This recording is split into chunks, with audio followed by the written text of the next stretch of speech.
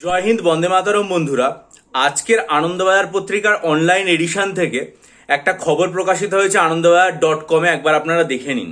ঠিক আছে, আনন্দবাজার.com এই খবরটা প্রকাশিত হয়েছে। ঠিক আছে, কি বলা হচ্ছে খবরে? বলা হচ্ছে কর্মীর অভাবে পঞ্চায়েতের কাজ আটকে পাবলিক সার্ভিস কমিশনের মাধ্যমে 11,000 যে নিয়োগ হবে সেটা ডিসেম্বর মাসের মধ্যে হবে, জানালেন মাননীয় পঞ্চায়েত মন্ত্রী। খবরে কি বলা হয়েছে? খবরে যেটা বলা হয়েছে, রাজ্যে পঞ্চায়েত দপ্তরে 11,000 কর্মচারী নিয়োগ হবে আগামী ডিসেম্বর মাসের মধ্যে। সোমবার এমনটাই জানিয়েছেন মাননীয় পঞ্চায়েত মন্ত্রী।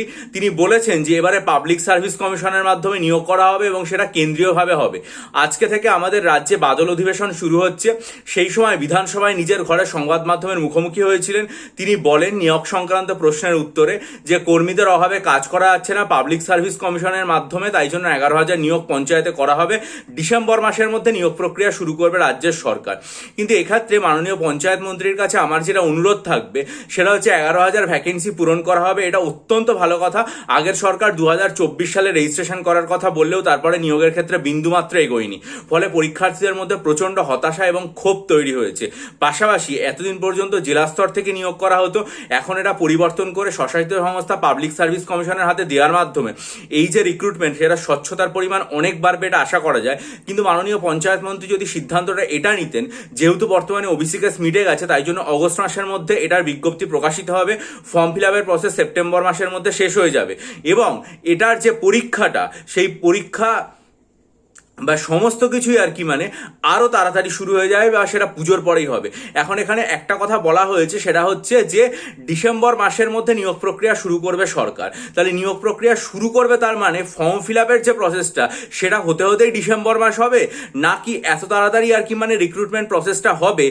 যেটা প্রথম লাইনে বলা হচ্ছে রাজ্যে পঞ্চায়েত দপ্তরে 11,000 কর্মী নিয়োগ করা হবে ডিসেম্বর মাসের মধ্যে, সেটা ডিসেম্বর মাসের মধ্যে কমপ্লিট হয়ে যাবে। এটা নিয়ে একটু দ্বিধাদ্বন্দ্ব রয়েছে। এটা হলে তো খুবই ভালো যে 11,000 নিয়োগ ডিসেম্বর মাসের মধ্যে পুরোপুরি কমপ্লিট হয়ে যাবে। তাহলে এর থেকে ভালো আর কিছু হয় না।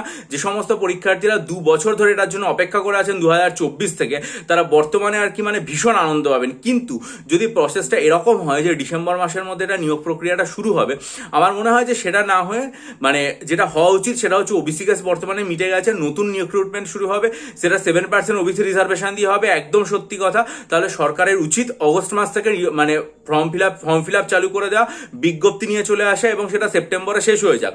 তারপর পরীক্ষার্থীদেরকে কিছুদিন লেখাপড়ার সুযোগ দেওয়া হোক, তারপর পুজোর পর নভেম্বর মাসে তো ভোট আছে, তাহলে ডিসেম্বর মাসে পরীক্ষাটা হয়ে যাক। তাহলে আমার মনে হয় যে প্রসেসটা আর কি অত্যন্ত ভালো হবে এবং খুব দ্রুততার সাথে সম্পন্ন হবে। ডিসেম্বর মাসেই যদি নিয়োগ প্রক্রিয়াটা শুরু হয়, অর্থাৎ তখন যদি ফর্ম ফিল আপ হয় বা রিক্রুটমেন্টের প্রসেসটা হয়, সেটা না হয়ে ফর্ম ফিল আপের প্রসেসটা অন্তত পুজোর আগে পুরোপুরিভাবে কমপ্লিট হয়ে যাক, বিজ্ঞপ্তি প্রকাশিত হয়ে যাক, পরীক্ষার্থীদের 2 মাস মতো সময় দেওয়া হোক, এরপরে ভোট কমপ্লিট হবে পৌরসভা, তারপর ডিসেম্বর মাসের মধ্যেই আর কি পরীক্ষাটা হয়ে যাবে। এটা হয়ে গেলে আমার মনে হয় বিষয়টা খুব ভালো হবে।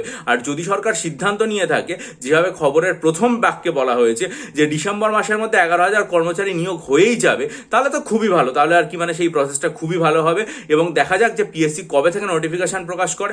নোটিফিকেশন দিলে নিশ্চয়ই আমার চ্যানেলে জানাবো বিস্তারিতভাবে কি থাকবে না থাকবে সবকিছু ব্যাপারে। তার জন্য চ্যানেলটা সাবস্ক্রাইব করবেন, বেল আইকন প্রেস করে দেবেন।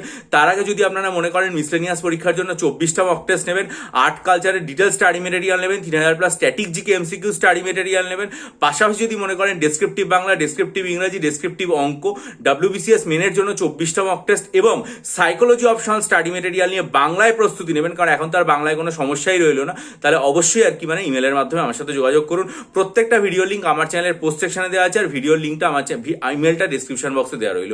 ইমেলের মাধ্যমে আমার সাথে যোগাযোগ করুন এবং তারপর আমি আপনাদের সমস্ত প্রসেস বলে দেবো।